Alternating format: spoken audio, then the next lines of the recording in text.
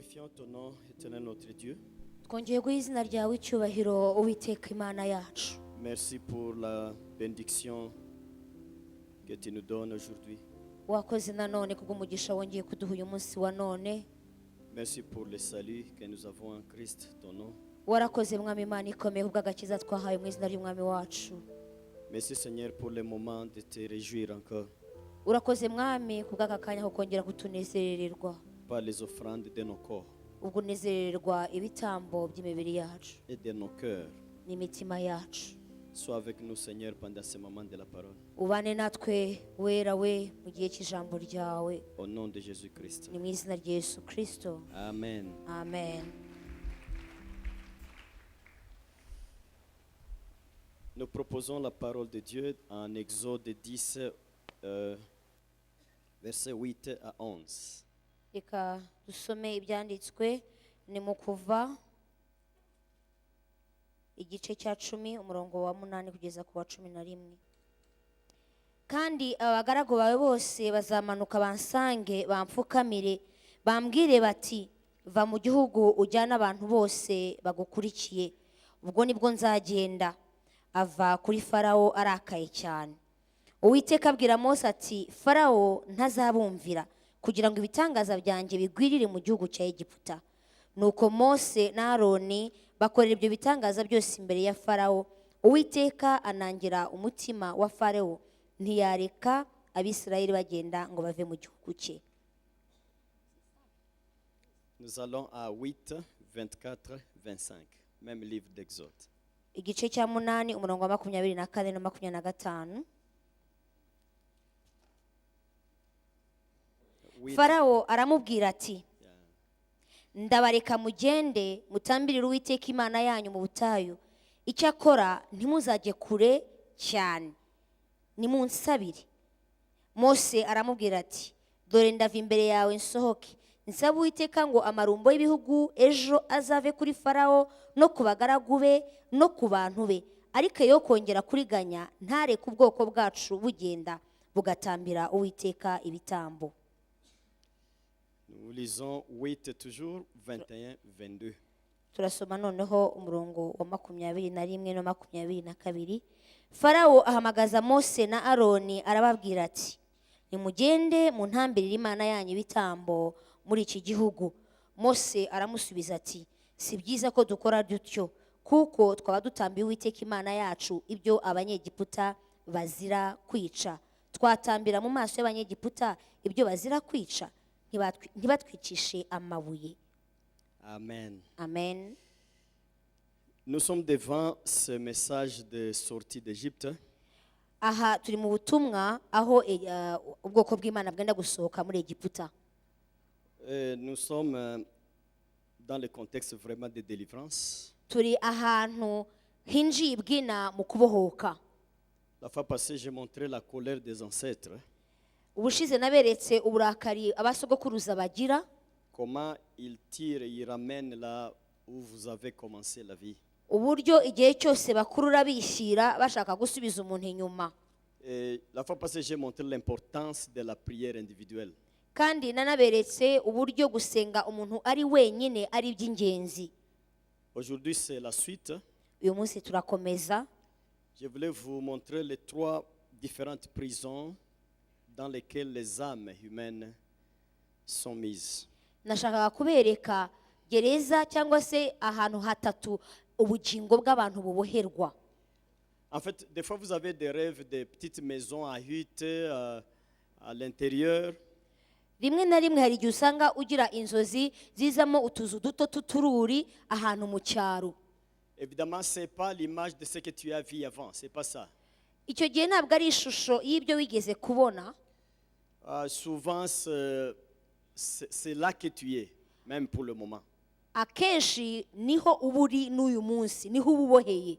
C'est-à-dire que le diable, je ne sais pas quel mécanisme il a fait. Il s'est séparé l'âme du corps et de l'esprit. Satani afite ubugenge bukomeye, tuzi ukuntu abigenza, ariko afite ukuntu ajya atandukanya ubugingo n'umwuka n'umubiri by'umuntu. Cela gêne beaucoup quand vous pensez comment il doit retirer une partie de votre création et l'utiliser ailleurs ça gêne vraiment. ibyo rero bibuza umuntu amahoro n'amahwemo iyo utekereje yuko hari ibice cyangwa hari igice cyawe gishobora kuba cyarajyanwa ahantu kikaba gikoreshwa kitagengwa n'umubiri wawe bwite. Quand on te dit que tu es au Sheol, Iyo mais babwiye- encore tu es en train de vivre, tu te mesures toi-même, tu dis est-ce que je suis complet ou qu'est-ce qui me manque? iyo umuntu akubwiye ngo uboheye ikuzimu wakwikora ugasanga uriho utangira kwibaza ngo ni gute se nshobora kuba ndi ikuzimu.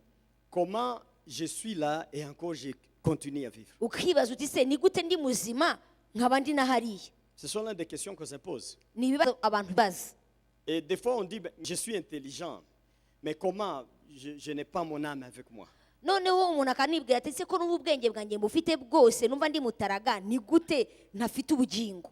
Mais oui, Ariko bibaho. il est possible de vivre et votre âme est quelque part. Birashoboka ko wabaho ariko ubugingo bwawe buri ahandi. Le diable a encore ce pouvoir de faire ces choses. Kuko Satani aracyafite ubushobozi bwo kuba yakora ibintu bisa bityo. C'est sûr, la Bible dit que l'âme qui pêche mourra. Kuko Bibiliya yo ijya ivuga ngo ubugingo bucumura buzapfa Mais je crois que l'esprit ne mourra pas. ariko umwuka wo ntazapfa. Je ne suis pas sûr. Je crois que l'esprit ne mourra pas. Nibwira yuko umwuka watazapfa. Simbyizeye cyane cyangwa se ngo mbishimangire ariko numva atazapfa. Mais je crois que c'est vrai. Ariko numva atazapfa. Même l'esprit du païen n'a pas à mourir. Ndetse n'umwuka w'umupagani ntagupfa. C'est une partie de Dieu. Kuko umwuka w'umuntu ni igice kimwe cy'Imana. Quand tu meurs, l'esprit vole à grande vitesse. Kuko iyo umuntu apfuye cyangwa avuye mu ubuzima bwe umwuka ugenda wihuse cyane. Et ça entre dans la divinité. Hanyuma ukinjira mu bumana. Puisque l'esprit ne peut pas s'essuyer, ce n'est pas possible. Kubera yuko umwuka wo ntiwabasha kwiyanduza. Pour des mots simples à notre niveau, je peux dire c'est une partie de l'esprit de Dieu en toi. Kuko mbivuze mu magambo yoroheje cyangwa afunguye ni igice kimwe cy'ubumana kiba muri wowe. Ça ne peut pas s'essuyer. Ntabwo rero ubwo bumana bw'Imana buri muri wowe Même si bwakwiyanduza. tu es idolâtre, l'esprit reste comme ça, il ne travaille pas. Nubwo waba ujya mu bigirwamana uwo mwuka w'ubumana uri muri wowe wo urakureberera ariko ntabwo ubijyamo. Ça attend seulement que tu meurs pour rentrer à Dieu. là où ça Ahubwo uwo quitte. mwuka w'ubumana uri muri wowe utegereza igihe cyo gutaha ukazisubirira iwawo. Mais ton âme, Ariko noneho ubugingo ah bwawe là là, c'est ça le terrain de football du diable. ubugingo bwawe ni ikibuga cy'umupira. C'est le siège de la pensée, Aho niho hari icyicaro le cy'ibitekerezo. siège de l'intellect, Aho niho hari icyicaro le cy'ibyiyumviro siège n'ubwenge. du rationnel. Aho niho hari icyicaro cyo kwiyumvira. Et c'est là que le diable joue le match. Kandi aho ngaho niho Satani ajya akinira agakino ke. Maintenant, tu verras que Jésus ne joue pas le match dans l'âme. Jamais. Uzanasanga Yesu atajya akinira ibyo akora byose mu bugingo. Jésus joue le match à partir de l'esprit. Ahubwo we akinira ku mwuka. Et il veut gagner l'âme maintenant. Kandi noneho agashaka yuko umwuka namara kumukoresha neza yigarurira Mais il n'ubugingo. doit passer par l'esprit. Ariko agomba guca mu mwuka. Donc Jésus passe par le dessus Yesu aca hejuru et le diable passe par le bas, par l'âme. hanyuma Satani we agaca munsi akinjira mu bugingo. Maintenant, l'âme du pécheur mourra. C'est ce que dit la Bible. Ubugingo bw'umunyabyaha buzapfa niko Bibiliya itubwira. Mais l'âme d'un homme qui cherche Dieu ne mourra pas. Ariko ubugingo bw'umuntu cyangwa umwana w'umuntu ushakisha Imana ntibuzapfa. C'est une âme qui ira avec l'esprit d'un coup, va Ni monter. ubugingo buzajyananwa n'umwuka bikazamuka. Quand on aura même à brûler les âmes pécheresses. N'igihe bazaba batwika ubugingo bw'ibyaha, En fait, les gens qui ont bien travaillé pour le Seigneur n'auront pas de peine. abantu bakoreye Imana neza mu kuri ntabwo bo bazababara. Ils vont sauter d'un coup et aller de Kuko l'autre côté. bazasimbuka bagere hakurya. Alléluia. Haleluya. C'est comme ça que Moïse a sauté. Uko niko Mose nawe Il s'est yambutse retrouvé de l'autre rive déjà. Oh là asanga là. ari hakurya ya rwa ruzi. Quelle joie ce jour-là. Mbega umunezero. Il s'est retrouvé de l'autre rive Yisanze hakurya ya rwa ruzi. sans subir de catastrophes sur l'âme. Ntabwo yaciyeho akaga n'ibiteye ubwoba. Maintenant, les trois sortes de prisons. Ingero eshatu rero za gereza cyangwa z'amabohero. La première prison, c'est la prison du péché.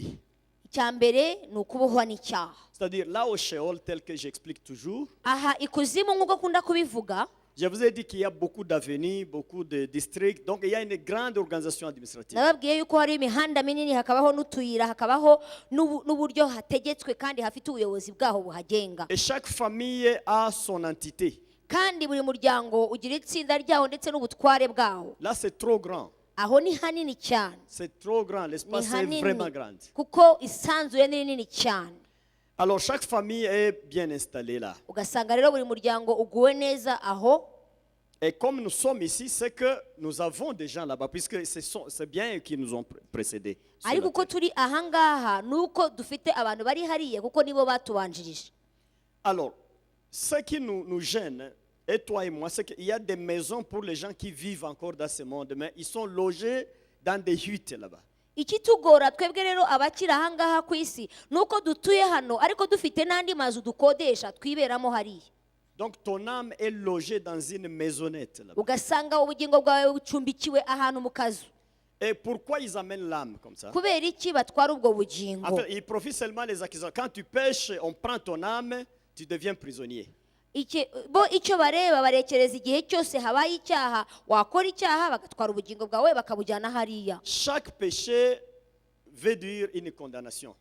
icyaha cyose gikozwe cyitwa kingana no gucirwaho iteka Et l'âme entre en prison. hanyuma ubugingo bukabohwa Mais la Bible nous le dit. bibiri irabitubwira Celui qui pêche, il est esclave du péché. kuko bibiri itubwira ngo ukora icyaha aba ari imbata y'icyaha En d'autres termes, il est prisonnier de ce péché-là. mu yandi magambo aba aboshwe n'icyo cyaha Donc si tu me comprends, tu fais l'adultère, on t'amène dans les cachons des adultères, c'est ça. iyo rero ukoze icyaha cy'ubusambanyi ubugingo bwawe buratwarwa bukajyanwa hahandi hari Et abasambanyi tu restes là à l'endroit des adultères. hanyuma ukaguma ugacumbikirwa mu basambanyi Lorsque tu voles, on amène, on te cachonne, on te met là-bas. iyo wibye uratwarwa nabwo ukaboherwa aho ngaho h'abajura Et d'autres péchés. n'ibindi byaha byinshi C'est pour cela que beaucoup de gens, en fait, ils sont prisonniers, mais ils ne savent pas. niyo mpamvu usanga abantu benshi baboshye ariko batabizi Et à un moment, tu rêves seulement que tu es emprisonné, tu es dans rimwe le chaîne. ukagira gutya ukarota uboshye cyangwa ufunzwe ahantu Ça, c'est pas autre chose. ntabwo bivuga ikindi kintu Des fois, les gens disent non, peut-être tu dois prier pour ne pas être arrêté demain ou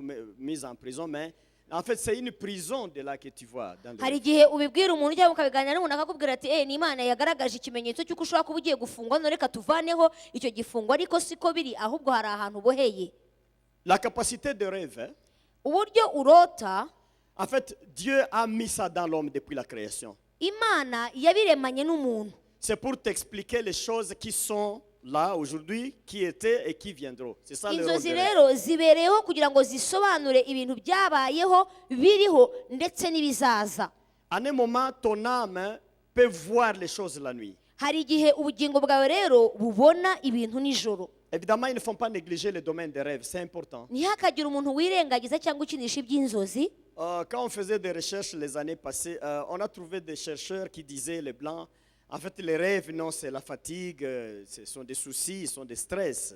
hari abantu bakoze ubushakashatsi mu myaka yashize abazungu bakajya bavuga ngo inzozi zizobanwa n'umunaniro n'umuruho n'igitutu no guhangayika n'ibindi bintu nk'ibyo ngibyo Mais Dieu merci, l'année passée, on a financé un projet des théologiens de toute l'Afrique. ariko imana ishimwe umwaka ushize hari amafaranga twashize mu bantu biga teolojiya muri afurika kugira ngo bakore ubushakashatsi Je ne suis pas allé, mais mes frères, ils ont passé plus de 3 mois aux États-Unis encore. ariko jye sinabashije kujyana nabo hari bene data bagiye bamara amezi nk'atatu muri leta zunze ubumwe za amerika Et ils écrivaient la nécessité de rêve. Ce sont les blancs qui ont financé le projet. abazungu nibo babahaye amafaranga kugira ngo bakore ubushakashatsi ariko baba bandikaga ibyiza cyangwa se icyo inzozi zizana Ils ne font pas négliger le rêve. inzozi rero uziteho Le monde matériel est petit comme ça. isi ifatika ingana itya Mais le monde spirituel est trop large. Trop ariko large. isi y'umwuka ni nini iragutse cyane Il n'y a aucun événement qui se passe ici qui n'a pas d'origine dans le contexte nta spirituel. kintu na kimwe kibera kuri iyi si kidafite inkomoko mu by'umwuka Détrompe-toi.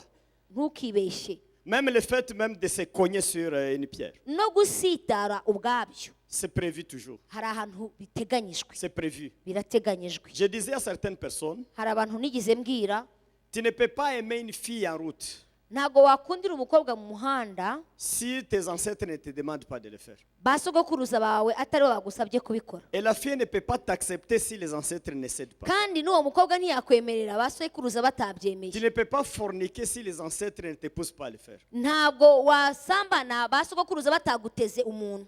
Tu ne peux pas te marier à une famille très très lointaine de tes ancêtres. ntabwo akenshi ntushobora gushaka ngo ushakire umugore mu muntu ufite isano rya kure cyane n'abasogokuruza bawe. C'est-à-dire, pour que le mariage ait lieu, kugira ngo mushakane les ancêtres s'attendent. basogokuruza baricara bakumvikana Et ils font même des cadeaux entre eux là-bas. bagahanana n'impano hariya aho bari. Et ils disent, ok, nous sommes des amis de prix aujourd'hui. noneho barangiza bakavuga bati tubaye inshuti. Et quand ils disent ça, hanyuma bamara kubivuga même si la fille était boudée, nubwo wa mukobwa yajyaga gusuzugura demain elle va te téléphoner. ejo araguhamagara Elle doit te dire que maintenant, viens, monsieur, amène la dot. tout est fini. akakubwira ati bya bindi nabyemeye ahubwo dutegura En iby'inkwano. fait, c'est eux-mêmes qui télécommandent comme bo ça. bagera ukuntu bagenza ibintu bakabitwara aho Ils bashaka, doivent te diriger pour te marier à une famille proche. hanyuma bakagusunikira mu muryango uhujwe nabo. Pourquoi famille proche? kubera iki? C'est proche par rapport au blocage. bahuje kubera inzitizi bazazana mu Quand mibereho ils voient des yawe. blocages dans ce côté, ça se ressemble. Ici, alors ils disent, allez, amenez la fille, doit se marier avec notre fils. iyo babona Donc, ils font. ibisanira by'inzitizi mu muryango wa runaka bijya guhuzwa n'ibyahariya barabihuza nyine kugira ngo biborohere kuzitira. Comme ça, vous êtes bien enchaînés. mukaba mufunze neza. Ils organisent des choses comme ça. bakora ibintu bisa nk'ibyo ngibyo.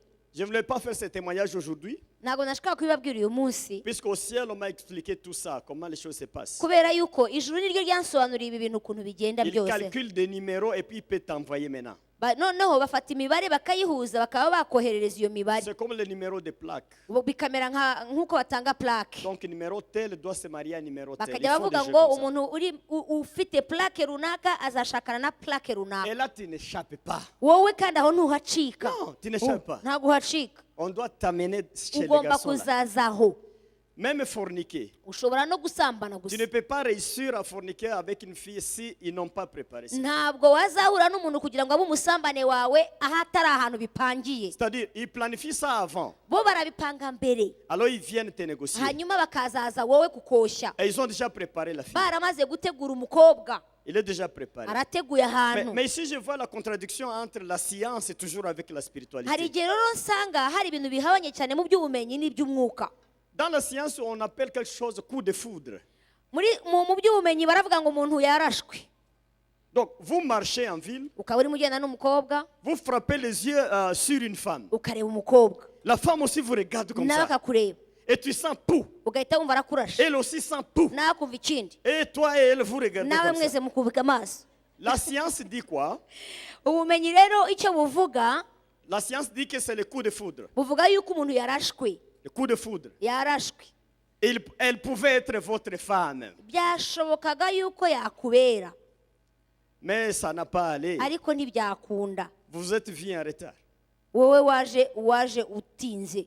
C'est ça la science. ubumenyi niko bwo Mais buvuga, dans la spiritualité, c'est pas ça. ariko mu mwuka ntabwo bivugwa gutyo. C'est plutôt une coïncidence dangereuse. ahubwo biba ari uruhurirane rw'ibintu ariko ruteye ubwoba, Puisqu'il y a des gens derrière ça. kubera ko inyuma y'ibyo hari abandi babikuruye. Ils veulent juste t'amener. icyo bashaka ni ukugukurura Juste bakakujyana t'amener. bakagusunikira mu kintu, Puisque quand tu pêches maintenant, noneho wakora icyaha tu deviens prisonnier. urabohwa. Et là, ils font la fête. noneho bo bakishima. Quand vous vous riez sur la terre, eux pleurent. igihe mwe mwishima hano bo baba barira. Quand ils pleurent là, iyo barimo barira hariya ici c'est la joie. wowe uba C'est wishimye. toujours comme ça. bihora Ils ont bisobekeranye. la joie lorsque vous pleurez. bo bagira umunezero iyo urimo urira, Donc prisonniers, kuko ufungwa. ils ont la joie. bo iyo bagufunze barishima. Donc il faut éviter le péché puisque ça fait des prisons. wirinda rero icyaha kubera ko bituma gereza zigabanukamo Chaque abafunzwe. péché ouvre la porte aux démons et amène l'âme en prison. buri cyaha cyose gituma haba umuryango ufunguka ku badayimoni, bigatuma ubugingo bwa nyir'icyaha ajyanwa mu nzu y'imbohe. Vous savez, le péché d'idolâtrie, icyaha cyo gusenga ibigirwamana, quand tu fais ça, iyo ubikoze tu ne peux pas quitter là comme tu es parti. ntabwo ujya uva muri ibyo bigirwamana ngo ugaruke wongere ube uwo wari we. Jamais. ntabwo bibaho Ça ouvre la voie à un démon géant. bikingurira imiryango ibihanda. Il y a des démons de l'espace Hari abadayimoni bakorera mu et kirere on les envoie souvent dans des missions comme ça. kandi baboherereza akenshi mu butumwa busa nk'ubwo ngubwo. Il entre en toi. Araza akakubamo, Il entre en toi. araza akakwinjiramo. Sa tête devient ta tête. Umutwe w'icyo gihanda ukaba umutwe wawe, Tes mains deviennent ses mains. ibiganza byawe bikaba iby'icyo gihanda, Tout le corps. umubiri wawe wose. C'est pourquoi le processus de délivrance, hein, Niyo mpamvu rero iyo uri mu rugendo rwo kubohoka c'est très compliqué. bigorana. Tu peux voir une personne comme ça, Ushobora kubona umuntu ahagaze mais tu vois un démon en lui avec sa forme bien. ariko ukajya umubona ukabona idayimoni imwicayemo ukayibona uko iteye, Comme je suis dans ce domaine, kuko ari muri iryo tsinda rireba ribibona. j'ai vu quelqu'un avant-hier Hari umuntu nabonye ejo bundi qui me parlait de ces histoires-là. yari arimo ambwira amagambo nk'ayo y'ibi turimo tuvuga. Je crois qu'il n'est pas gêné s'il est ici, c'est normal. Nibwire yuko ntacyo bimutwaye ko mbivugaho. Au contraire, il sera content puisqu'on a cassé cet idiot qui s'est caché en lui. Ndibaza yuko ari bunishimiye kubera ko icyo cyari kimutuyemo twarakivanyemo. Mais il me parle de son histoire. Ambwira ibye, Où j'ai été, arabwira je suis nagiye né aha, là. navukiye Écoutez. aha. Moi, j'ai dit, allez à l'objectif, je n'ai pas besoin de ton histoire. Ndamubwira mbabara we kubwira ibintu byawe kabisa. Je peu de temps. Mfite akanya gatoya. Parle-moi en 2 minutes, je t'aide et puis on part. On fait autre Mbwira chose. arasa ku ntego vuga ikikugenza hanyuma Je n'ai pas ngufashe. toute la journée pour Ubu se mfite umwanya à wo te faire kumva comme ça. ibintu byose. Mais je vois en même temps des cornes dans le nez. Ariko tuvugana mbona mu mazuru ye harimo amahembe. Des cornes. Amahembe. Mais finalement, il dit, j'ai prié longtemps. Arangije ambwira ati ariko narasenze igihe kirekire. J'ai prié le Seigneur. Ndasenga Imana. Moi, j'ai dit, maintenant arrête. Ndamubwira noneho rekera. Qu'est-ce qu'il y a dans tes nez Mu là-bas? mazuru yawe harimo ibiki? Tu pries longtemps, tu pries dans notre église, mais qu'est-ce que je vois dans tes nez? Urasenga kandi wasenze igihe kirekire, mu mazuru yawe utwaye iki? Oh, je ne sais pas. Arambwira ati ntabyo nzi. Mais j'avais visité un féticheur Arambwira ati ariko kera nigeze kujya ku mupfumu, et il me faisait entrer des choses. hanyuma hari ibintu yajyaga Dans gashyira le nez, c'est là que mazuru je niho dis, babicisha. c'est pas ça. Ndamubwira ntabwo ari ibyo. Toi, tu as tout un démon vivant, en fait, avec la forme humaine dans toi. Ndamubwira nti reka ntawe bihuriye, wowe ufite umudayimoni ugutuyemo ufiteye nk'umuntu wigendera muri wowe. Mais quand j'ai attaqué ce démon-là, Nteye uwo mudayimoni je voyais comme si on cassait les côtes. nabonaga ameze nk'urimo kumenagura imbavu, Papa. De l'autre akazime, côté, papa. agaturitse, Les jambes, papa. agaturitse. Mais quand j'ai vu la tête coupée en deux, Ariko mbonye umutwe nguciye, c'est là que la personne s'est jetée par terre. wa mugabo agwa hasi. Mais il me dit, ça fait 10 ans, je crois que je suis avec cette bête-là dans mon corps. Arangije nyuma arambwira ati ariko ubanza iki kintu nkimaranye imyaka 10. Mais c'est ça la prison. Iyo rero ni inzu ni Le gereza. péché a ouvert la porte à ce démon géant. Icyaha cinjijemo cya gihanda cy'ikidayimoni. Et beaucoup de gens prient, mais ils sont encore dans la prison de péché. Abantu benshi barasenga ariko baracyaboshye mu cyaha. Comment tu sauras que tu es prisonnier du péché? Ni gute uzasobanukirwa yuko uboshywe n'icyaha? C'est la soif de ce péché-là. Ni inyota y'icyo cyaha. Quand tu es à l'église comme ça sèche un peu. Iyo uri hano ku rusengero kiragenda. Quand tu rentres, Wataha tu sens encore le besoin. wumva kigarutse. Si tu buvais trop avant, Niyo waranywaga cyane, tu es à l'église, tu sens bien. wakumva uri mu rusengero ukumva uguwe Mais quand tu neza. rentres à l'extérieur, Ariko wagera mu rugo, tu vois seulement une bouteille. iyo ubonye icupa, Tu vois la bouteille ubona seulement. icupa gusa. Tu dis, ah, Uravuga yes, "Ah, Yesu, que Dieu me pardonne. Imana imbabarire." Mais tu sens qu'il y a encore la soif, tu voulais prendre Wumva ça. muri wowe inyota ikwishe. Tu es encore prisonnier. Uracyafunzwe n'icyo cyaha. Et alors les ancêtres profitent là, ils prennent ton âme dans la prison de pécheurs. Aho rero niho basogokuruza baza kugira ngo barebe icyaha cyawe noneho bagufate cyane bagukaze. Yo. Deuxième prison, Gereza ya kabiri c'est la prison des religions. ni gereza y'idini. Que cela ne vous gêne pas. Ibyo ntibigutera ubwoba ntibinakubuze amahoro. C'est maintenant, dans la religion, nous sommes vraiment des prisonniers. Uyu munsi noneho ikibabaje nuko idini riratuboshye. C'est à cause des croyances, Kubera imyizerere, des convictions kubera ibyo wemera, qui ne sont pas de foi biblique, kandi akenshi usanga bihabanye na Bibiliya, qui n'ont pas de base dans les saintes écritures. akenshi bidashingiye kuri Bibiliya.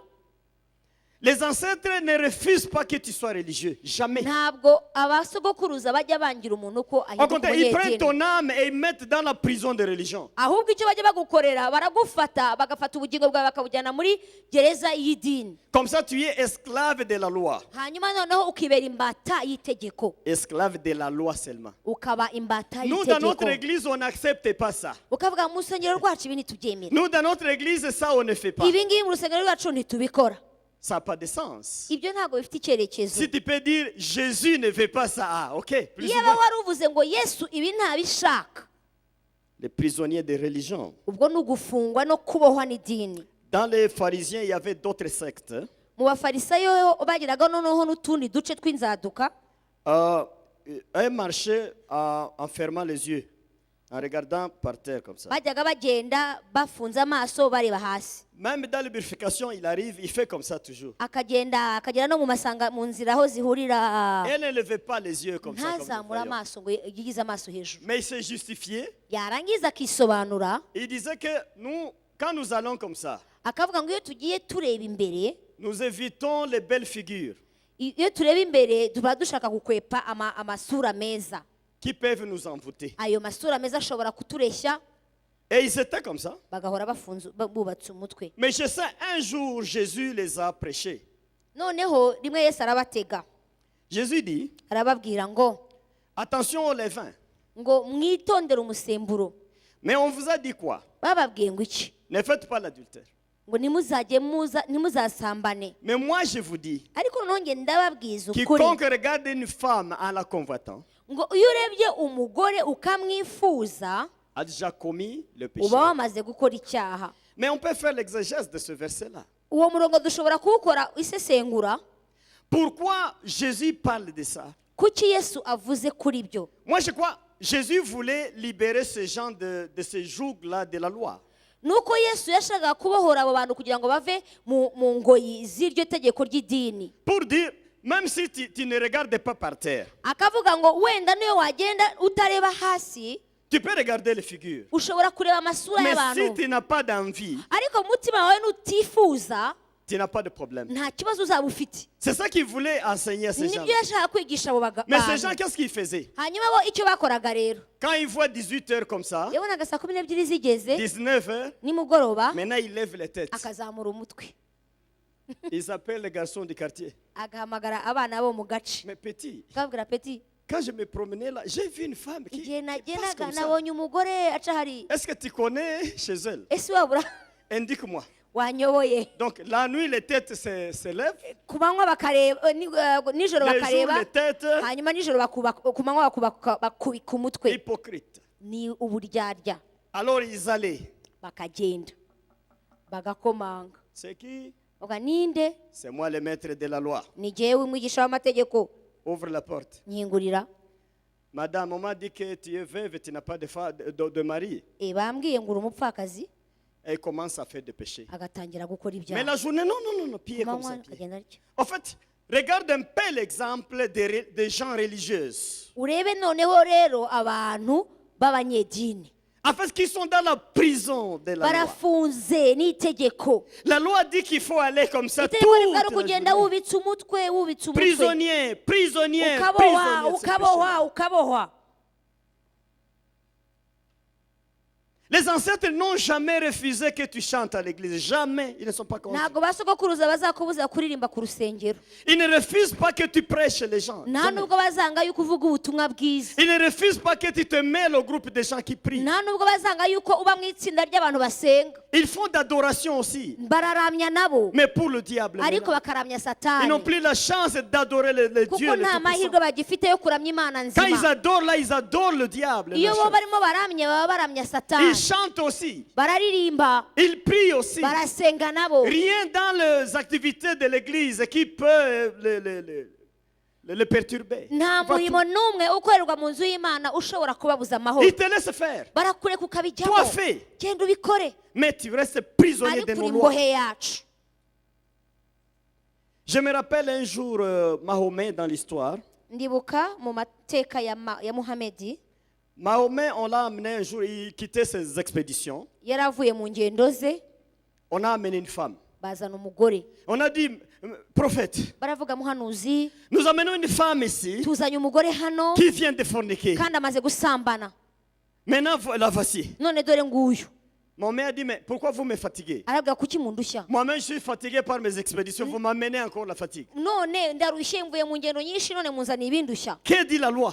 none se itegeko rivuga ngo iki Non, mais la loi est claire. baravuga ngo itegeko Une riragaragara femme qui commet tel péché ngo umugore ukoze icyaha doit être lapidée. umugore wasambanye agomba Et maman me dit, kwicirwa mais qu'est-ce amabuye que vous attendez quoi maintenant? arangije avuga none mutegereje iki Allez lapider selon la loi. mugende mumutera amabuye kuko niko itegeko rivuga Prisonnier de la loi. uba uboshwe n'itegeko La loi a dit. itegeko niryo La loi ryavuze prévoit. itegeko La riteganya loi dit. itegeko rivuga Mais Jésus, on a amené une femme dans les mêmes conditions. ariko yesu bamuzanira umugore nawe wari On uri muri icyo présente la kibazo femme devant Jésus. baramuzana imbere y'umwami yesu On dit celle-ci a péché. baravuga ngo umwami uyu yacumuye Et il y a des prévisions dans la Bible, dans les kandi hari Écritures. icyo amategeko abiteganyaho Jésus réfléchit. yesu Il ariyumvira regarde comme ça. yubika umutwe Il se pose la question. yibaza ikibazo Qu'est-ce qui prédomine ici? aravuga ngo ubu si iki ni C'est ikihe la cyaba loi ou la grâce? itegeko ni imbabazi L'âme de cette femme. ese ubugingo bw'uyu Et mugore là aussi, on la lapide aujourd'hui. uyu munsi buraza kujya hehe nibamutera amabuye Il pèse. arabigera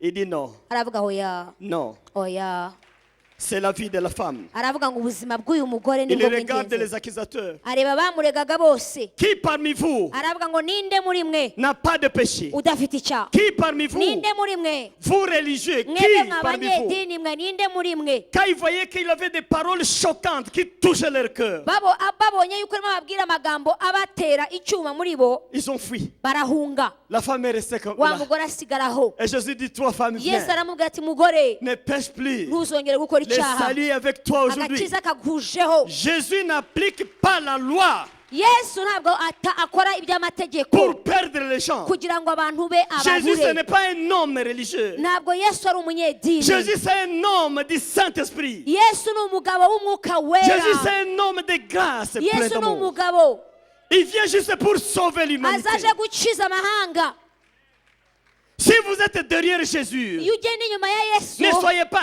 un homme religieux, ntuzahinduka umugabo cyangwa umugore un homme de w'umunyedini principe de umuntu religion. ugendera mu mahame agendera mu Tu idini dois être un homme spirituel, ujya uvuga ngo uhinduke umugabo cyangwa un homme umugore qui travaille w'umunyamwuka avec l'Esprit de Dieu, umuntu ukoreshwa n'umwuka w'imana un homme umuntu qui a l'Esprit de Dieu, ufite umwuka qui a w'imana Jésus en lui ufite et yesu qui muri a we Dieu en lui. kandi ufite ubuzima muri we Il a Dieu en lui, afite imana muri we un homme de Dieu. ni umuntu Ce n'est pas w'imana un homme de principe ntabwo aba ari religieux. umuntu ugendana n'amahame y'idini Combien de personnes sont faibles dans la foi? ese ni bangahe bafite intege nke Tout mu simplement, ils kwizera sont fondés sur des principes de religion. kubera ko uyu munsi barimo bagendera mu mahame y'idini La gusa religion dit, idini la riravuga religion ngo dit, idini riravuga ngo ok, c'est bien quelque part. nibyo ni byiza ahantu La hamwe na loi hamwe ne suffit pas. ariko itegeko ntirihagije Que Dieu soit loué. imana ishimwe Moi, j'ai prêché ceci. naravuze ngo J'ai prêché ceci. nabwirije ngo Les gens disent que la bière, c'est mauvais. abantu baravuga ngo byeri ni mbi Mais quand tu as bu la bière longtemps, ariko iyo wanyweye byeri igihe la bière kirekire a du goût.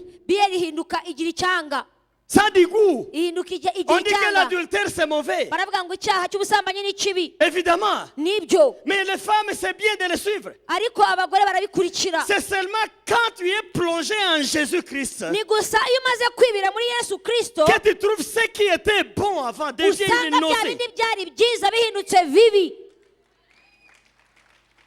Dans le corps, dans la chair. mu mubiri wawe Dans la chair. mu mubiri Un homme charnel. umuntu w'umubiri Lui dire que la bière c'est mauvais, tu ne peux pas le convaincre. Jamais. kumubwira yuko byeri ari mbi ntiwabasha kubimwemeza Dire que draguer les filles c'est un problème, il ne comprend pas pourquoi. kumubwira ko gutereta abakobwa ari ikibazo ntabwo azumva impamvu mubwiye ibyo Je ngibyo vis un homme de Belgique hein, nabonye umugabo mu bubirigi qui me disait non mais c'est un péché en quoi? arambwira ati ni icyaha gusa C'est un péché en quoi? ni icyaha gute C'est violer qui est péché. gufata ku ngufu nicyo cyaha Mais si vous attendez avec quelqu'un là, none se ariko niba mais il n'y a pas de mwumvikana problème. nta kibazo kirimo Voilà ce qu'il disait. niko we yambwiraga Moi j'ai dit ceci. ndamubwira ntya tu as raison dans la chair. nibyo ukoreshejwe n'umubiri ufite ukuri Et avec des principes religieux dans ta kandi tête. ukoresheje n'amahame y'idini mu Mais mutwe wawe quand tu es avec Christ, ariko iyo ugendana na c'est là kristo que tu comprends que ça n'a pas de sens. niba ubasha gusobanukirwa ko ibyo bintu bidafite aho Paul dit, byerekera c'est que je trouvais du bien avant. pawulo aravuga ngo ibyo nabonaga hindamu yanjye Aujourd'hui, ça pue mal. uyu Amen, munsi amen, amen. ndabibona nabi Ça pue mal. birasa nabi biranuka Ne soyez pas religieux. ntimukaba abanyedini Ne soyez pas religieux. ntimukaba abanyedini Ne soyez pas religieux. ntimukaba J'ai abanyedini enseigné la fois antérieure. ubushize naravuze ngo N'ayez pas l'habitude de Dieu en vous. ntimukagire kumenyera imana muri Vous allez mwe devenir des religieux. kuko nimumenyera imana muzahinduka Parce que vous saurez, abanyedini si on fait ça, Dieu fait ça. ukavuga ngo ninkora gutya imana irabigenza gutya Comment j'ai prêché ce jour-là? uko nabwirije ejo bundi David changeait de méthode dawidi we yajyaga ahindura uburyo abaza imana selon la voix de Dieu. yumvisha ijwi ry'imana Tantôt Dieu dit attaque par le imana devant. ikamubwira ngo uterere imbere Il attaque par le devant. agaterera imbere Tantôt Dieu dit ne pars pas par le devant. ubundi imana ikamubwira ngo ntuce Tourne imbere en arrière comme ngo ça. ahubwo bacikize David essaie en arrière. dawidi agacikiza Il a la victoire. akabona Comment intsinzi j'ai conclu? uko nabisoje Dieu est multiforme. imana yacu ifite uko isa kwishi Mais les religieux, ils ont défini tout. ariko umunyedini ibintu byose yabishyiriye ku Ils ont mupanga défini tout. ibintu byose yarabipangiye Ne soyez pas religieux. ntimukaba abanyedini Dépendez de Dieu. ahubwo mugende kandi Dépendez de mugezwe l'Esprit de n'imana Dieu. umwuka w'uwiteka Moi, je te dis, bagende dans chaque circonstance, mu bintu byose no mu bihe il y a un byose nouveau message de Dieu. hahora harimo ubutumwa Il y bushya a un nouveau bw'imana langage de Dieu. haba harimo imvugo nshya Il y a un y'imana nouveau plan que Dieu haba harimo amène. umugambi mushya w'imana N'ayez pas de rapport de principe dans la tête. ntukazajya ugira ibintu by'amahame ugenderaho Cherchez mu Dieu mana et tu verras Dieu dans chaque circonstance. ushakisha imana kandi uzayibona mu kintu icyo ari cyo cyose mu buryo butandukanye Alléluia. haleluya N'ayez pas l'habitude de Dieu, ce n'est pas bien. ntukamenyere imana ntabwo ari byiza Amen. amen Vous savez, on nous a chassés dans une église en un moment. rimwe bigize kutwirukana mu rusengero Nous étions des jeunes théologiens. twari abantu biga teolojiya b'abasore Et le comité de l'église a dit, mais ces jeunes, hein, si vous les gardez ici, ils feront des problèmes. hanyuma mu itorero abakuru mu itorero baravuga ati aba basore biga teolojiya nimubagumisha hano ibintu biraza kuba bibi Là, c'est l'année 1992-93. hari muri 1992 na 1993 On nous dit, mais maintenant, vous, jeunes théologiens, là, vous quittez l'église. baravuga ngo mwa basore mwe bize teolojiya mutuvire mu rusengero Vous allez commencer vos propres. muzagende mwishingire amatorero Pour voir yanyu les si vous êtes sauvés. kugira ngo tubone niba koko mukwiriye cyangwa mukijijwe Problème. kibazo On avait une grande église dukora urusengero runini en ville, mu mujyi dirigée par le gouverneur de la province même. kandi rwari ruyobowe na guverineri w'iyo ntara C'est lui le président, le pasteur responsable de là. niwe ukuriye itorero aho ngaho Et il appuie qu'on nous chasse. hanyuma yumva yuko batwirukana Ce jour-là, uwo munsi je pleurais. nararize Maintenant, on nous chasse, nous irons où? none uravuga ye baratwirukanye turajya he Comment aller commencer une église? ubu se turajya gutangira Moi, on m'a donné une partie de la ville. ngewe bampa agace kamwe mu C'est là que tu mujyi vas commencer une aha église. niho ugiye kuzatangirira Devenir pasteur sans avoir commencé une église, c'est zéro. C'est ce qu'il disait. akavuga ngo kuba umushumba utarigize utangiza itorero ryawe biba ari ubusa Je me suis présenté à l'endroit là. aho hantu ndahajya Je vois les gens dans des quartiers, dans des maisons. Bon, Je vais commencer comment? mbona abantu ndeba abantu nitegereza abantu ndavuga ubu ndahera he koko Je m'installe quelque part. nuko njya ahantu Là, tu chantes toi-même. ahantu uririmba wenyine Tu frappes les bras comme ça. ukikomera amashyi Et tu wenyine chantes en même temps. ukanaririmba Yesu ni mwema, Yesu ni mwema, alléluia. Pour yesu que ni les gens mwiza viennent. yesu ni mwiza kugira ngo abantu baze Le premier jour, rien. umunsi wa mbere Tout le monde me regarde abantu comme bose ça. bakajya bandeba Je pars chez moi, ndataha à la maison. njya mu rugo Demain, je viens encore. ejo Je dis, ndagaruka mais on m'a chassé déjà là, je ne rentre pas là. ndavuga Je hariya viens. barahanyirukanye reka njye aho banyoherereje Je commence encore. ndongera J'ai trouvé un tambour mbona noneho ingoma traditionnel. J'ouvre le livre des cantiques. mfungura igitabo Je mets une pierre comme ça. shyiramo ibuye kugira ngo rimfungire Je prends le tambour, je frappe. hanyuma mfata ingoma ntangira Et je kuyivuza chante. ntangira no kuririmba Quand le verset de l'autre côté, hanyuma noneho ntabwo ngomba guhindura nkajya ku rundi rupapuro je stoppe à chanter d'abord. ngahagarika gufata J'enlève ingoma la pierre. nkavanaho rya buye nafatishije urupapuro nkongera Je mets la pierre. nkongera ngasubizaho rya buye Je continue à chanter. nkongera nkaririmba Un homme est venu, il m'a dit ceci. umugabo noneho araza umwe arambwira c'est toi qu'on a envoyé commencer l'église ici. ni wowe mbese woherereje gutangira itorero hano? J'ai dit oui. Ndavuga ye. Il dit non, je crois les protestants, vous n'avez pas d'intelligence. Arangije ambwira ariko uzi ko abaporoso Il y a une église telle qui a voulu commencer une église ici, ils sont échoués. aravuga hari abandi bantu urusengero runaka rwashatse gutangira ahangaha bahaje birabananira Ils avaient des instruments, kandi bafite n'ibikoresho avec des serviteurs bari de bafite force. n'abakozi b'Imana Mais bakomeye. toi, tu n'as pas de force. none Qu'est-ce wowe que tu nta vas faire ici? n'imbaraga wifitiye, Tu perds ton temps pour rien. kuki utakaza umwanya wawe? Moi, j'ai dit évidemment, c'est comme ça, parce que personne ne vient me suivre ici. nanjye nibwira ko ari byo kuko ko nta muntu wazaga. Après demain, umunsi wa gatatu et une femme vient haza umudamu et se met là. aza uruhande rwanjye, Je chante, elle m'aide à chanter. ndaririmba Elle ne turaririmba. connaît pas les cantiques, mais elle m'aide quand même les livrer comme ça. Amen. ntabwo yari azi indirimbo ariko noneho akamfasha. Une semaine, hanyuma icyumweru kimwe on continue. turakomeza. J'ai dit non, il faut visiter les maisons. ndavuga noneho reka dutangire dusure amazu Je frappe les maisons à 15h, 16h. tugatangira gukomanga mu mazu y'abantu saa Dieu cyenda vous saa aime. Imana irabakunda. Venez prier avec moi ici. muze J'ai commencé dusengane quelque hano chose. kuri hano natangiye umurimo. Un homme parlait avec ses amis. hari umugabo waganiraga n'inshuti Il me dit, ze monsieur, tu dois être poli. aravuga wa mugabo we uzajya ugira ikinyabupfura, D'ailleurs, quand tu as frappé, tu as trop frappé. kuki wakomanze ugakomanga cyane? Tu as trop frappé. kuki wakomanze cyane? Qu'est-ce que tu cherches? urashaka iki? Je vous invite, nous commençons à prier ici. à ndavuga côté. nagira ngo mbararikire ko dutangiye gusenga hano mu kanya. Va-t'en. aravuga genda hoshi Quitte vite. hoshi hoshi. C'est la prière qui invite les gens. isengesho niryo ritumira abantu. Tel que je te vois, toi. wowe uko ngubona uku Aucune église n'a réussi à installer. une nta paroisse torero ici. na rimwe rize rishobora guhagarara hariya. Tu peux aller te reposer. wowe genda wiruhukire. Hein. Je pars. ndagenda. Maintenant, je reviens à la maison. Hein. noneho nsubira muhira.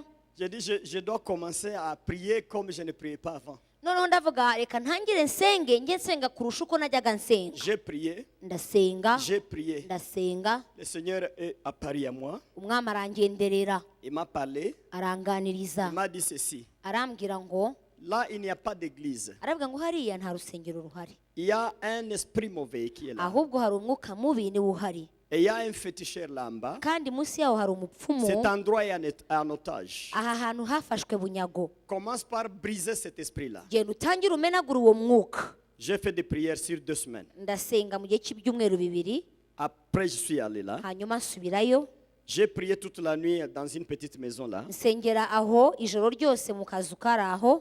Maintenant, l'enfant de cet homme qui m'avait chassé comme un chien hanyuma noneho umwana wa mugabo wanyirukanye nk'imbwa est tombé malade la nuit. ararwara ari nijoro, Une fièvre de 40 degrés. agira umuriro mwinshi cyane, agira Donc, 40. c'était la fin pour l'enfant. kuri bo umwana babonaga Le apfuye. papa, c'était un infirmier. wa mupapa we yari Mama umuforomo, infirmière. mama n'umuforomokazi. Ils ont tout fait la nuit pour sauver l'enfant. bakora ibishoboka byose iryo joro kugira ngo bagerageze kuramira À umwana. ce moment-là, j'ai chanté à haute voix icyo gihe naririmbaga ndanguriye ijwi pour que les gens à l'extérieur savent qu'il y a quelqu'un qui kugira chante. ngo abantu bari aho hafi La bumve femme- ko hari umuntu. La femme a dit à son mari, noneho wa mugore abwira umugabo we, comme nous sommes sans espoir tout de suite, on peut aller voir l'homme là qui chante aramubwira là. ati rero ndabona nta kindi kintu twabasha gukora, reka tujye kureba uriya mugabo urimo Le uraririmba. mari a dit non, est-ce que cela a la force de Dieu d'abord? arangije aravuga ngo si uriya muntu ubundi wowe uzi ko afite imbaraga z'Imana. Mais la femme a dit, mais l'enfant va mourir ici. comme aravuga ça. none se ko umwana ubona agiye Amenons-le gupfa, quand même de reka tout. dupfe On kumujyana. a amené l'enfant. bazana umwana On amène l'enfant là-bas, baramuzana on frappe, et barakomanga aussi frappe comme... bakomanga nka kwa kundi.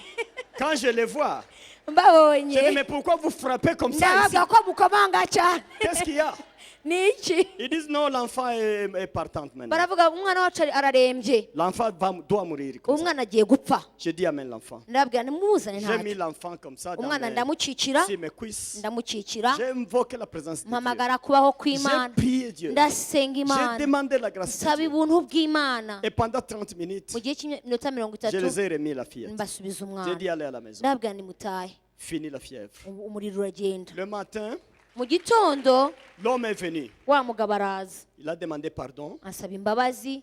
Il m'a dit maintenant, si tu as le projet d'église ici, arambwira rero niba ufite umushinga wo gushyira urusengero hano, moi je suis commerçant, j'ai de l'argent, njyewe ndi umucuruzi kandi mfite il n'y a amafaranga, pas de souci. nta kibazo rwose. Lui, il était maintenant le garde de mon protocole partout où je passais. C'était là. ahinduka protokole wanjye niho handindagaho nacaga hose twabaga turi Mais kumwe. pourquoi je donne cet exemple qui nous prend 5 minutes? Uru rugero rutangiye iki rudutwara akanya. Mais les gens ont dit qu'ici, il n'y aura pas d'église. C'est ça. Abantu baravuze ngo aho nta torero Et même les rizahaba. religieux ont dit ici, les églises ne réussissent pas. N'abanyamadini baravuze ngo aha iyo amatorero ahaje ntabwo arama. Les principes religieux, les habitudes religieuses. Izo ni akamenyero k'idini, ni amahame y'idini. Le premier évangéliste a échoué. Wa muvugabutumwa wa mbere L'autre a byaramunaniye, échoué. n'undi Une biramunanira, église a échoué. itorero rirabinanira. Maintenant, ils concluent, ils mettent un principe et personne ne réussira ici. Bashyiraho akarongo baca n'iteka baravuga ngo ntawe bizashobokera hano. Il fallait reposer sur ça? Wari gutinda kw'ibyo? Non. Oya. Non. Oya. Il faut casser les principes religieux. à Ugomba un moment. kumena no kuvanaho iyo myemerere y'idini cyangwa se gahunda y'idini. L'histoire que je vous dis aujourd'hui, Ibyo mbabwira uyu munsi c'est une église ni itorero. construite en briques. Ni Ça. itorero Une église. ryiza ryubatse mu matafari riharaho. C'est la première église que j'ai construite. Niyo torero ya mbere nubatse. Les gens qui m'ont chassé, Babandi rero quand ils banyirukanye. m'ont vu élever le mur, Babonye nzamura ibikuta ils m'ont recruté encore. barongeye barampamagara. Quitte là, reviens à la Va grande hariya paroisse. ugaruke tugaruke hano muri Vous deliverance. voyez-vous, Reba. vous voyez-vous les gens comment vous Murabona êtes. ukuntu twebwe abantu tumeze. Il n'y a pas de principe. Nta mahame. Quand Jésus travaille, il casse les principes. Iyo Yesu arimo akora amena ko cyangwa avanaho amahame. Mais comment on t'a dit quand tu cherchais la prière? Ni gute bakubwiye igihe wasengaga? Mais on te dit, mais ce sujet de prière est difficile. Bakakubwira ngo icyo cyifuzo kiragoye. Ton cas est difficile. Icyo kibazo cyawe kiragoye. Même Jésus n'avait pas guéri tout le monde. Ariko Yesu nawe ntiyakijije abantu bose. Jésus passait en silence devant certaines circonstances. Yesu hari igihe yajyaga agera mu bihe runaka akahaca atavuga. Qui te dit que c'est impossible? Niki kikubwira ko bidashoboka? Qui te dit que c'est le moment maintenant? Cyangwa niki kikubwira ko ari cyo gihe cyabyo ko kigeze? Qui te dit que les enseignements, les prières que nous faisons, ça te vise pour te libérer de la souffrance? Niki kikubwira yuko amasengesho inyigisho turimo turavuga zitarimo ziragutungaho kugira ngo wowe ubohoke? Alléluia. Haleluya. Relevez un peu la foi. Ongera uzamura ukwizera kwawe. Relevez un peu la foi. Uzamura ukwizera kwawe. Relevez un peu la foi. Uzamura ukwizera kwawe. Moi, je ne vois aucun obstacle. Yewe nta kintu na kimwe mbona cyaguhagarara imbere. Je ne Haleluya. vois aucun obstacle. Nta kintu mbona cyaguhagarara imbere. Qui soit loué notre Seigneur Mana Jésus. ishimwe. Je ne vois aucun obstacle. Nta kintu mbona cyaguhagarara imbere. 10 ans de prière. Imyaka 10 asenga. 3 minutes. Cup. Iminota 3 turabimena. Haleluya. Mais pourquoi reposer sur des principes religieux? Voilà la question. None se kuki umuntu yatinda ku mahame y'idini? On a pris ton âme dans la maison de principes religieux là-bas. Batwaye ubugingo bwawe bajya kubufungira mu mazu y'idini Prison de hariya. religion. Inzu ya gereza Prison y'idini. de religion. Gereza y'idini. Il faut jeûner une fois par semaine. Ujye wiriza rimwe mu Tu ne sais cyumweru. pas tu jeûnes pourquoi? Ntabwo uzi impamvu wirije. Tu ne sais pas pour quand est-ce qu'ils ne font pas jeûner. Nta nubwo uzi igihe utagomba kwiriza. Mais la religion a dit ça. Ariko idini rarabivuze Tu ngo prends ça comme principe. hanyuma ifata nk'ihame. Non. Oya. À un moment, Jésus ne veut pas que tu gênes. Tu sais Hari ça? igihe Yesu aba adashaka ko Tu wiriza. sais ça? Urabizi? Hari ubizi? D'autres disent non. À un moment, Jésus ne veut pas que tu gênes. Hari igihe kigera Yesu ntashaka ko wiriza. On a essayé d'organiser des prières. On dit, nous prenons 5 jours. Le Seigneur dit, pas question. Mangez, buvez, pas de jeûne. Twajyaga tugerageza tugashyiraho iminsi kuvuga ngo tugiye gufata iminsi 5 ngo twirize dusenge. Twagiye gutangira umwami akavuga ati reka da nimurye nimunywe nimunezerwe. Tu penses que le jeûne, c'est chaque fois? None se wibwira ko kwiriza ni buri gihe? Non, Oya. jamais. Oya. Ne tombe pas dans les principes religieux, dans la prison de religion. Ntuzagendere mu mahame y'idini cyangwa ngo ugwe mu mutego w'idini. Tomber dans la prison de la spiritualité. Nukugenda Jésus-Christ. ukajya mu nzu Lui-même. uzagende ugwe mu nzu y'imbohe y'iby'umwuka ariyo ya Kristo. Il y avait un jour de jeûne, hein, rimwe hari abasore et Jésus était avec ses disciples. yesu yari kumwe n'abigishwa be On a amené à manger. bazana ibyo kurya Et Jésus a ordonné de manger. nuko yesu arababwira ngo Mais les nimurye gens disaient, les pharisiens, mais pourquoi vous mangez ce jour-ci? abafarisayo baravuga kuki murya umunsi wa none Jésus a dit non, yesu arababwira rero ils doivent manger. reka barye Ils sont avec moi. bari kumwe nanjye Ils sont avec moi. bari kumwe nanjye Laisse-les manger. nimubareke barye Mais les gens de la prison de religion, ariko bari baboshe hariya mu idini ils ont passé toute une journée en train de faire souffrir leur corps. Et bari pourtant, ce bamaze n'est pas un umunsi jour wose de jeûne. barimo bicisha inzara barimo bibabaza kandi nta n'icyo bari bugereho Prison de religion, ni kubohwa n'idini prison de religion, kubohwa n'idini prison de religion. kubohwa n'idini Dieu est multiforme. imana yacu ikora mu buryo Soyez butandukanye attentifs bwinshi à la voix de Dieu. ujye wumva ijwi ry'imana icyo rigusaba Dépendez de Dieu. kandi ugende ku mana Amen. amen Remontez la foi, s'il vous plaît. ongera uzamure kwizera kwawe Remontez la foi. ongera uzamure kwizera kwawe Alléluia. haleluya Tout est possible. byose birashoboka Remontez la foi. zamura kwizera kwawe Alléluia. haleluya Je ne vois pas d'obstacle, évidemment. kuko ndabona nta kizakuzitira Évidemment, quand la machette est bien tranchante là, Yo. ça coupe tout. umuhoro wawe utyaye neza ukata byose Qu'il soit loué notre Seigneur. imana ishimwe En fait, je ne vous invite pas à ne pas obéir les programmes de l'église. Je n'ai pas dit ça. ntabwo icyo mbahamagarira uyu munsi ari ukutumvira no kudakurikiza gahunda z'itorero oya Jamais. Je n'ai pas dit ça. siko bimeze Respectez vos leaders. abayobozi bawe nibakuyobora mu kintu runaka ujye ucyubaha Ils donnent des programmes, il faut respecter. bagatanga gahunda ugomba kuyubahiriza La prison de religion, ce n'est pas dans les choses que nous disons ici, mais c'est là qu'on t'a lié. inzu z'imbohe cyangwa gereza ndimo ndavuga ni ahantu umuntu aba yarabohewe hariya Que Dieu nous bénisse. imana iduhana umugisha Que Dieu nous bénisse. imana iduhana umugisha Tu viendras à l'église, mais tu dépends de Dieu. uzajya uza mu nzu y'imana ariko wishingikirije imana gusa Alléluia. haleluya Alléluia. haleluya Quand vous allez vous libérer de la prison de religion, nutangira kwibohora ku nzu y'imbohe cyangwa kuri gereza y'idini vous verrez comment Dieu va vous utiliser différemment de la période passée. uzabona uburyo imana izagukoresha ndetse igakorana nawe ibintu bikomeye kurusha uko wakoze mbere Personne ne pourra vous perturber. nta muntu uzakubuza amahoro La tentation ne pourra jamais vous perturber. nta n'ubwo uzoshywa kuko ntabwo bizakunda Puisque tu n'es plus dans la prison. Tu, kubera ko uzaba utakiboheye hariya tu seras un grand adorateur maintenant. uzaba plus que umuramyi ukomeye jamais. Que Dieu soit loué. imana ishimwe Tu vas maintenant aimer l'église. uzakunda noneho itorero Tu vas maintenant beaucoup servir l'église. uzakorera itorero cyane kurushaho Puisque tu dépends. kubera yuko uzaba ugenzwa gusa cyangwa ugengwa gusa n'umwuka Alléluia. haleluya La prison de coutume.